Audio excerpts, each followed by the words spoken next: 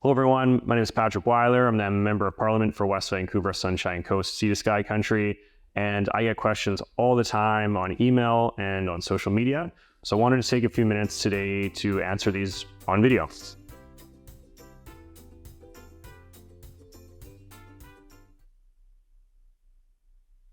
No, I'm not single. I have a wonderful girlfriend, Anastasia, who I've been dating for over a year now, and very happy together. And so no, unfortunately, I'm not single.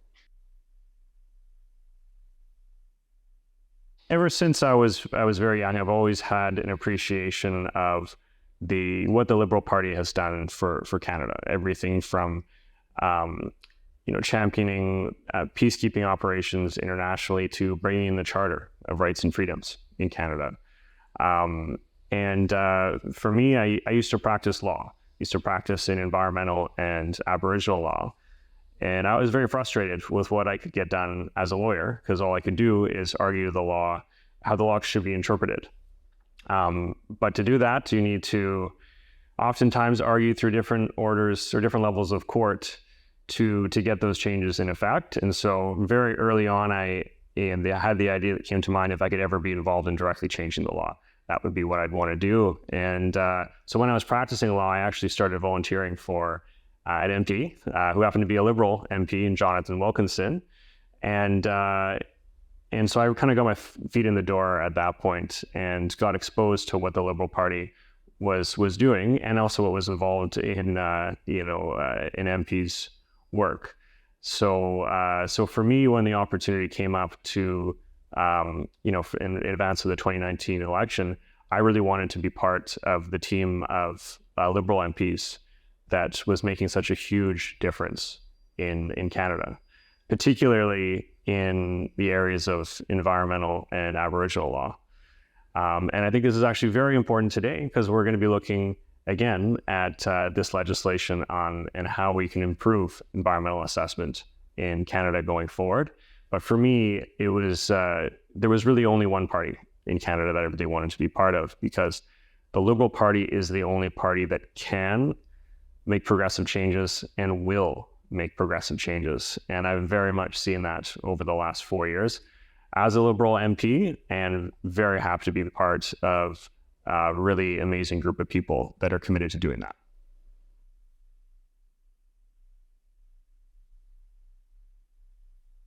We can definitely transform BC into a leader in sustainable energy, and in many ways, we already have a huge leg up. The electricity from BC is almost fully powered by non-emitting hydroelectricity, and it actually gives an incredible baseload power to work with. We know we're going to have to double, if not triple, the amount of electricity that's produced in BC and in Canada overall to get to net zero emissions by 2050. And having that base load of hydro means that it's so much easier to bring on intermittent sources of renewable energy like wind and solar, as well as other base load types of electricity like geothermal, which there's some really interesting work being done in BC. So we've got the electricity or the energy source that we know we need to advance, and we're bringing in new tax credits to incentivize further investment in that space, as well as regulations to ensure that all new electricity brought on will be zero emitting by 2035. So we have the baseline there. We already have the fastest adoption rate of zero emissions vehicles in all of North America, in British Columbia, and we need to keep doing more. And then I think we also have some great potential on things like hydrogen in British Columbia, where we do have these renewable sources of energy, which we can convert into hydrogen.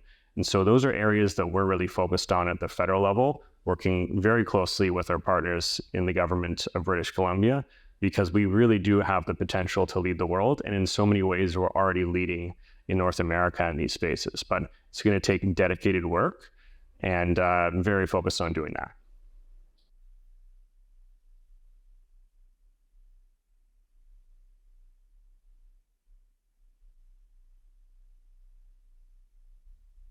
Well, look, it's plainly evident that Canada's climate plan is working. We've reduced emissions now by 8.4% relative to 2005 levels. we've had the most reduction of greenhouse gases of any G7 country over the last 2 years. Meanwhile, our economy is growing as fast as any country, and our population is growing faster than any other country in the G7. So our plan is working, and it's focusing on all different aspects. So everything for how we advance nature-based solutions to climate change, how we green industry in Canada, how we're going to make our agriculture sector more sustainable, how we're going to reduce emissions from buildings, and how we're going to make transportation more sustainable. So we have a multifaceted approach, which we continue to build on. And the most efficient way of reducing emissions is actually putting a price on pollution. And that's what we did in 2017, where we made sure that there's a federal backstop. So any province that didn't already have a price on pollution, if they didn't bring one in, we would have the federal system apply. In British Columbia, that means that the federal system doesn't apply because carbon tax was brought in British Columbia in 2008 by a right of center government with the Gordon Campbell-led BC Liberals at the time, which means it's a different system that we have federally, but it's equivalent to the federal system. But what makes the federal price on pollution so fit for purpose, I would say, particularly right now, is that we include a rebate so that you receive quarterly checks where 8 out of 10 Canadians actually receive more back in a rebate than they pay in the tax. And so this is not only a measure to incentivize making more sustainable choices, while we also incentivize people to adopt things like electric vehicles, to make renovations to make their home more energy efficient and otherwise. But you actually receive more back than you pay into it. And so it's an affordability measure as well.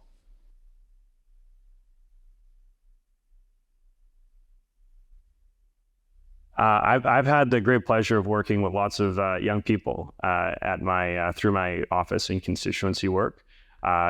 One of the things I will never miss an opportunity to promote is the constituency youth council that we have, where we have people under the age of 25 across the riding that participate in this youth council, where young people get together, they set the agenda, and are able to talk about government and political issues that matter to them, so they can inform me and how I can represent you as your MP, as well as take on initiatives where I can be an advocate and work with folks to advance. Right now, I'm working on a bill on bringing in regional public transportation, and previously having a town hall with myself and the then Minister of Environment and Climate Change, Jonathan Wilkinson. So there's all types of different and interesting things this group can be involved, and I really would suggest that to young people right throughout the riding. We also have youth councils for different ministers. So I know there's one for natural resources and environment and climate change and others. We also have what's called the Summer Leadership Program, where every summer MP offices, including my own, will hire a young person to help out with different aspects of work within the office, and sometimes work on the legislative side in Ottawa. And I've had great experience working with some leaders coming from our riding that are as young as 18 years old. And so those are just some of the opportunities that are available. And I think it's incredibly important that young people get involved in politics, because we know so many of the most important decisions that we're making today are going to disproportionately impact young people, whether that's action on housing and climate change and otherwise. We want to get young people involved. We want their views to be heard, and we want the energy and passion that they have to help guide us as we move forward.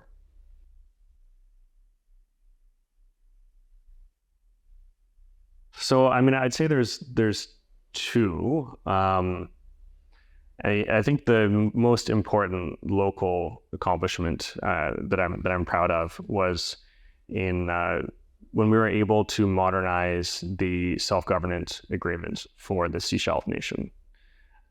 Actually, the Sechelt Nation was the first self-governing First Nation in all of Canada. And they achieved this milestone the year I was born, in 1986. But that legislation and that agreement was still quite restrictive in some ways and paternalistic in that it required the federal government to approve different changes that the nation wanted to make. And so legislation, after very, very long negotiations, legislation was put forward to modernize this. And by working with colleagues in all parties, we're able to pass this by unanimous consent.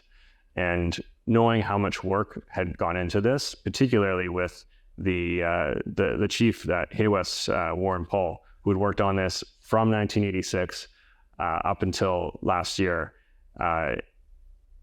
this was an incredibly important thing that's foundational for the nation and a really important step forward in reconciliation. So that was an incredibly proud moment to work with colleagues and to see what that meant for all people in the nation.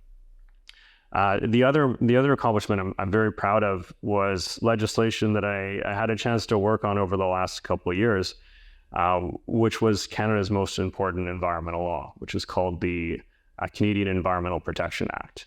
And this piece of legislation had not been updated since 1999.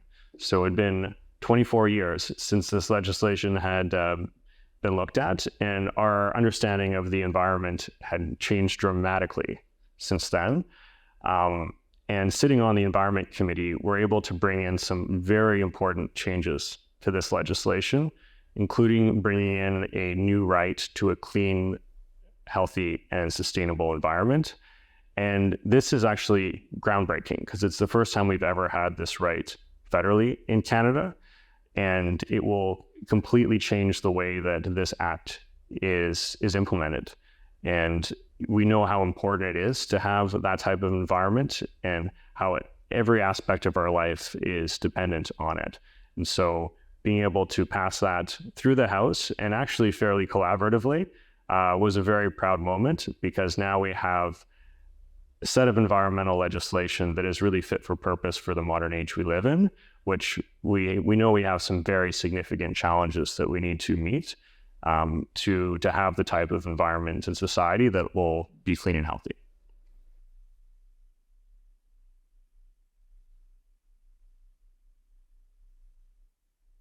So while the government doesn't actually build housing itself, the federal government has a very important role to play. And we know that we have an extreme housing shortage in Canada right now. We're on pace in order to restore affordability, we know that we need to build an additional 3.5 million homes on top of what's already projected to be built by 2030 just to restore affordability. So we have major challenges. And the federal government has a role to play in this, in seeing where we can help get projects unstuck that are currently not being built. And especially with high interest rates right now, we're seeing a reduction in the amount of new homes being built, in particular rental homes, where the margins for developers are just not what they need to be in order for the business case to work for them to actually move ahead on that. And so we've tabled legislation as part of Bill C-56 that would eliminate the GST or HST on purpose-built rental projects in Canada. And this will have a major effect in getting more housing built. Estimates that I've seen show that this is going to build an additional 200,000 to 300,000 more homes in Canada, rental homes in Canada, by 2030. And this is one of the areas where we have the biggest shortages. And it's a very effective measure because it's implemented across the board. And we see now that provinces across Canada are now meeting the federal government in this and removing the PSD as well. So collectively, this will have a very big impact on moving the needle and ensuring that we can get more housing built. But I would say with this is one important tool that we're pursuing. We're also now rolling out the agreements on the Housing Accelerator Fund, where we're providing capacity to municipalities to be able to get housing built quicker. There's all types of really interesting programs that have been put forward by municipalities that are going to be able to speed up that approval process to ensure we get more housing built. And then the last thing that I'll mention is, frankly, the federal government was out of the housing market for about 3 decades. And it wasn't until 2017 that we got back into it when we launched the National Housing Strategy. And this is now an over $80 billion program where the federal government is supporting housing that is below market, so affordable housing. And actually, just last week, I was able to announce a number of projects that are being funded in this to the tune of $89.5 million to get more affordable rental built in the riding. And so collectively, these are our three important pillars that the federal government is pursuing to get housing built quicker. And it is critically important that we get provinces to step up to ensure that they're able to remove some of the barriers and actually incentivize more housing getting built provincially. And we need municipalities to zone for more density and speed up the process, where we know that's one of the big challenges we have. And then lastly, we're never going to be able to meet this challenge unless the private sector is able to invest in building the amount of housing that we need in Canada. And so we need all of these different actors working closely together, and we're committed to working in partnership to getting that done.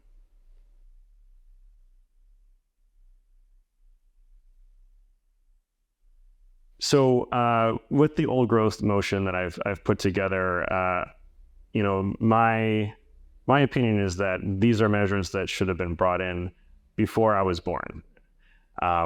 The fact that old growth is still being cut down, or old growth forests are still being cut down in BC, is shameful in my mind, because this is environmental areas that are completely irreplaceable, that have tremendous value to our environment, to species at risk, to watersheds, as a nature-based solution to climate change, as well as the intrinsic and important cultural value it has to all communities in British Columbia, but particularly to Indigenous communities. And so I put forward this motion to lay out all of the things that the federal government could do within its jurisdiction to advance protection of old growth forests in British Columbia and across the country. It's going to take us working very closely with the provinces and territories and other actors as well, including working closely with First Nations. One of the things that we're working very hard on right now is our nature agreement with British Columbia, which is going to set out how we're going to protect 25% of land in BC by 2025 and 30% by 2030. And critical to that is ensuring that we're protecting the most sensitive areas, which old growth is certainly at the top of the list. And the other part of this, through measures I've worked with our former Minister of Environment and now current Minister of Natural Resources and many others, is the Old Growth Nature Fund. So we've now put an additional amount of funding on the table to specifically protect old growth forest, as well as increasing that over several funding cycles through work on the Environment Committee. We need to launch this, as well as the nature agreement, as soon as possible. And lastly, we need to stop cutting old growth forests down today. And I would love for my old growth motion to be passed and be in effect, and to end the export of old growth forests and products made from old growth forest as soon as possible. And so the motion that I put forward sets an end date no later than 2030 for this, but I am certainly of the opinion that we can do it sooner. And so this motion says as soon as possible, but no later than 2030. So I sincerely hope we can get that accomplished much sooner, so that we can protect some of the last intact old growth forests in British Columbia and across Canada.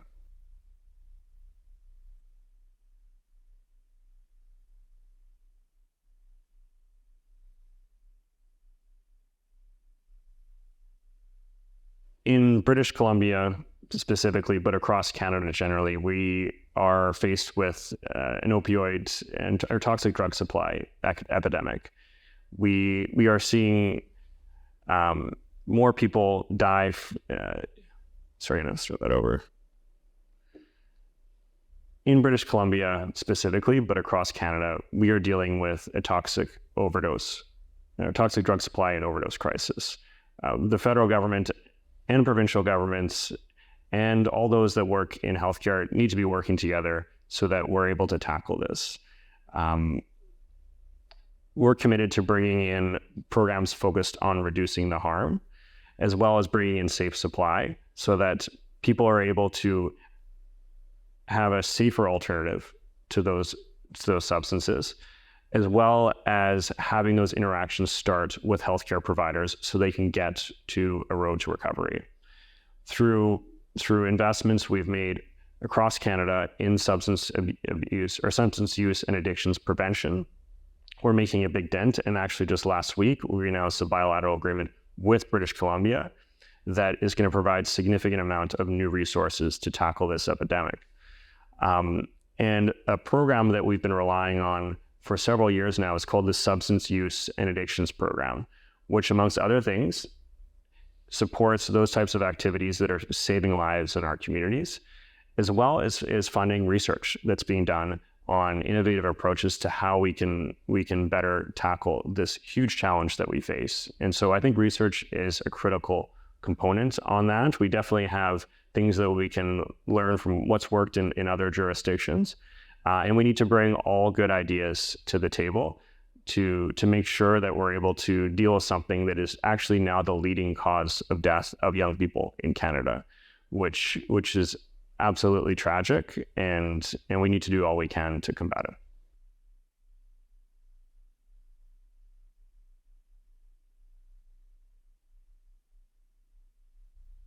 So lots of exciting things that are coming in this session. Our focus right now is squarely on dealing with affordability concerns and cost of living challenges that we're facing across Canada.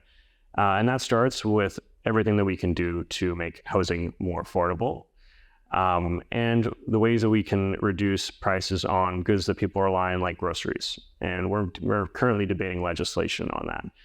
One of the areas that I'm particularly focused on that Canada has a significant amount of work to do right now is on better tackling money laundering and the proceeds of crime in Canada. Canada has a very well-respected financial system, but for a long time we've had a vulnerability within that system. And within our country, we've seen major issues with risk for money laundering. The province of British Columbia has taken some significant steps to tackle this. And the federal government has introduced some changes, including bringing in beneficial ownership for companies so that we can better understand who owns assets in Canada, and better regulating some of the organizations where there is a risk of money laundering, like money service businesses. But currently I'm sitting on the Finance Committee. We're about to start a study of the Proceeds of Crime / Money Laundering and Terrorist Financing Act. And this is one of the most important pieces of legislation that will allow Canada to better tackle proceeds of crime and money laundering, where some major updates are needed, and very much looking forward to investigating this in more detail as part of the Finance Committee, and making those types of changes that's going to allow Canada to have more integrity in its financial system to better deal with some of the root causes and financing of crime that we're seeing across Canada.